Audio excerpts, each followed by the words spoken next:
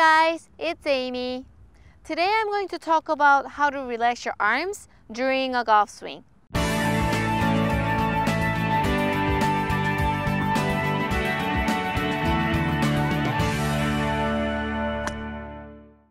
So to relax your arms during a golf swing, I'd say the most important thing is to be able to hinge. So I'm going to talk about hinging a little bit today. So first of all, why do we have to hinge?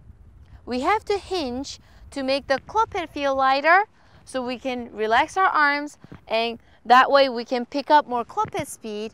And we all know that once the club head speed is fast, you're going to hit it further. So we know why we have to hinge. Let's go into the next question. A lot of people ask me what your wrist angle should be at the top of the backswing. Is it supposed to be cupped or flat? There really isn't one answer to that. It really depends on what kind of grip you have in the setup. So there's so many different ways you can grip it. I'm going to take two most mainly used grips and explain this to you. So the first grip would be more the modern grip, which is the grip I use. So when you set up, the hands are more in the middle of your stance, and there's slight angle in your left wrist right here. And you can see two knuckles when you're looking down on your grip. So this would be more of a modern grip. And there's the classical grip, which is more the 80s style, the old school style. The butt end of the club is pointing at your left hip bone-ish, kind of press forward more. And when you grip on to the club like this, the left wrist is more flat. See that difference? So the way you can check your top position is very simple. You grip, lift your hands up, and what you're gonna do is you're gonna fold your wrist into 90-degree angle. So when you fold your wrist into 90-degree angle, let's check the club face angle. You see how it's square like that? So I have a modern grip, and I tend to cup it when I fold it into 90 degrees, and the club face is perfectly square. If you take someone like me and tell me to flatten my wrist at the top of the backswing, what happens is that's going to hood my club face a lot. So when you go into impact in this position, obviously you're going to hook it. Versus if you take someone with more of a classical grip and you fold it into 90 degrees and you check the club face, my wrist is super flat, but the club face is square. You see that difference?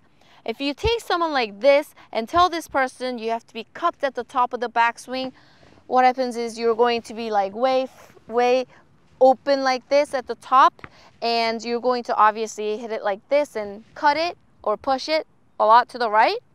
So I would really like you guys to try and check your grip first, and then lift it up, and then check what your wrist angle should be at the top of the backswing like this.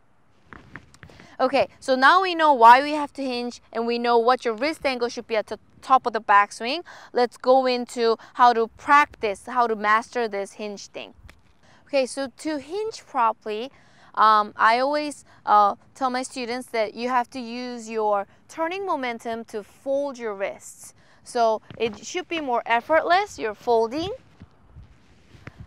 If you use your arm strength and wrist strength to kind of lift or kind of cock your wrist like this, that goes kind of against what we're talking about, right? We're hinging to relax our arms. So you can't use your arm strength to try and hinge, right?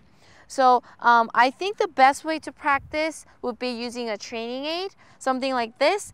It actually gives you an instant feedback on if you did it correct or not, right there and right then. So it's actually a very useful way if you're practicing by yourself. Okay, so I'm going to show you how to use this. You put it on like so, and this end has to hit my left forearm in the backswing and in the through swing. So the correct way would be, I'll show you, use your turning momentum and just folding your wrist, effortless, okay? So it looks very easy, but the club head speed is super fast. So I'm going to hit it pretty far, whereas if you do it wrong, I see a lot of this. So if you do it wrong halfway, you won't be able to feel that on your forearm. And sometimes you feel it at the top of the backswing, that's wrong as well. You want to hit this on your forearm as early as possible, probably in the halfway. Same thing in the finish. And a lot of people also do this as well. They kind of lift and cock their hands like this, try and hit this. You don't want to do that. You just want to turn and fold. Turning and folding is all we need. Okay, so let's try that one more time. A little bit less effort. You're turning and folding. And swinging the club head. See the difference?